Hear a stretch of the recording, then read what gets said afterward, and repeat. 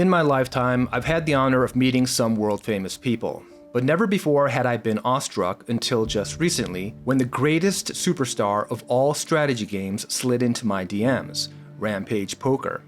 What did he want? My mind went racing. Was he reaching out to compliment my videos as other pros had done in the past? Perhaps he wanted to collab. Or maybe, just maybe, he wanted to become best friends. Unfortunately, all my hopes and dreams were swiftly shattered when I discovered that Rampage was gracing me with his presence just to threaten a copyright claim against my YouTube channel for using a clip from one of his videos. Needless to say, I was devastated. I hadn't felt that grief-stricken since I was 3 years old, watching my parents die in a fiery car crash. So I spent the next 7 hours in a sensory deprivation tank, high on ayahuasca, reading Nick Howard tweets. And the next morning, after wiping away the tears, I mustered up enough courage to type a response. First, I informed Rampage that the use of the clip from his video was actually perfectly legit. And second, even if it wasn't, I didn't understand why he would even care. He responded by saying that his primary issue was simply that I didn't seek his blessings first, or in other words, this was purely about ego. Although his response was rather annoying, I nevertheless attempted to play the diplomat by letting him know that me not asking for consent wasn't a sign of disrespect. I've used other YouTubers' clips for countless videos and have never asked the owner, not only because I don't have to, but also because it seems so trivial to just use a few minutes of a video for some super nerdy analysis on a niche YouTube channel. But Rampage was not moved. Instead of just asking me to give him a heads up going forward, which I happily would have done, he requested that the video be taken down to serve as a punishment for my heinous transgressions. He noted that my behavior was particularly egregious because I had used his name and likeness in a sponsored video, which is a charge that I certainly take very, very seriously. But before I provide my response, first a word from our sponsor. With the uncertainty in Europe and inflation raging to new highs, storing your winnings in tangible assets is simply the GTO thing to do. One asset class which has withstood the test of time and has historically served as a hedge against inflation is art. In fact, contemporary art has outpaced the S&P 500 total return by 164% from 1995 to 2021, and 2/3 of billionaire collectors allocate between 10 to 30% of their overall portfolio to art. However, buying fine artwork has previously been out of reach for the vast majority of people until now. Masterworks.io allows users to buy fractional interest in artwork created by some of the most iconic artists in history. Masterworks.io was founded in 2017 by a top 100 art collector and tech entrepreneurs, and to date, 325,000 people have signed up, and the company is valued at over $1 billion. In short, Masterworks knows what they're doing when it comes to selling art. In fact, they returned 32% to their investors in 2020 and 31% in 2021. So if you're looking to diversify your portfolio with one of the most stable assets around, I'll leave links in the description so you can learn more. So the main question here is, did I have the right to use clips from Rampage's video without his consent? And the answer, quite clearly, is a resounding yes. It is true that Rampage owns a copyright in his Oscar-worthy vlogs that he posts on his channel, which, as a general matter, prevents others from copying his material. That is not in dispute. However, under US law, there's an exception to this rule known as fair use, which includes things like commentary, criticism, reporting, scholarship, and parody.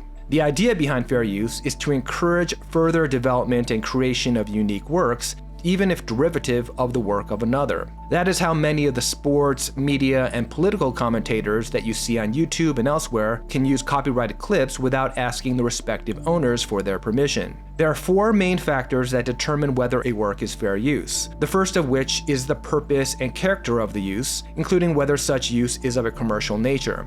Now, the fact that I had a paid sponsor for this particular video is definitely not a positive factor, but a commercial use by itself is not dispositive. The key is whether the new work is transformative of the original.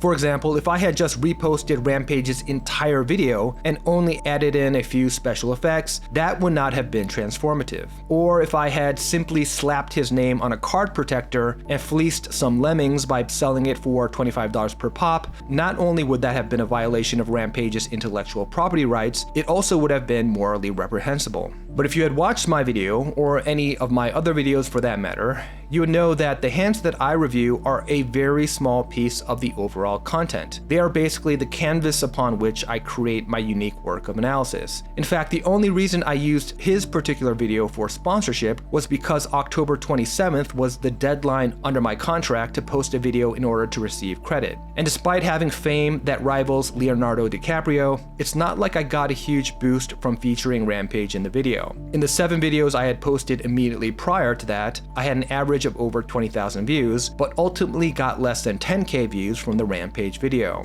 The second factor for fair use is the nature of the copyrighted work, specifically whether the work is published and how creative it is. The less creative a copyrighted work is, the more likely it is that its use will be fair. Now, I must admit that there are some creative poker vlogs out there, but Rampage's channel is not one of them. I don't want to be a hater, but it's not like he's painting the Sistine fucking Chapel with these things. I give him credit for manufacturing a large following without any discernible talent or body of accomplishments, but the reality is that his vlogs are very formulaic.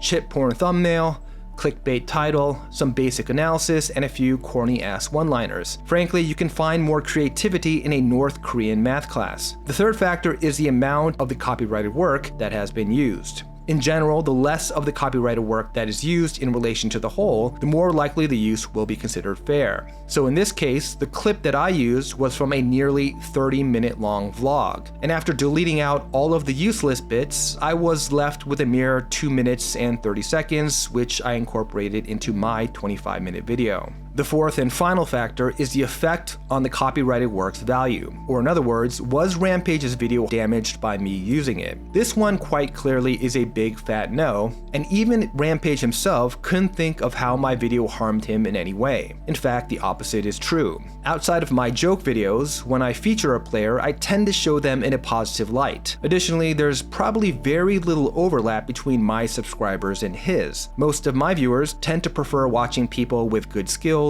so it's unlikely many of them are subscribed to Rampage's channel or even know who he is. So by me posting a video analyzing his play, it likely only expanded his public profile. So I think it's pretty clear that based on these 4 factors, the video I made was undoubtedly fair use. So why did I take it down? Well, having gone through the same BS with PokerGo before, I didn't want a strike on my channel or to have to escalate things to litigation for a measly YouTube video. But I did think that it was important to set the record straight. So to you, Ethan, I understand that you're young and have gained some internet popularity, and that has probably gone to your head a bit. But the truth is, you aren't Martin Scorsese directing Taxi Driver.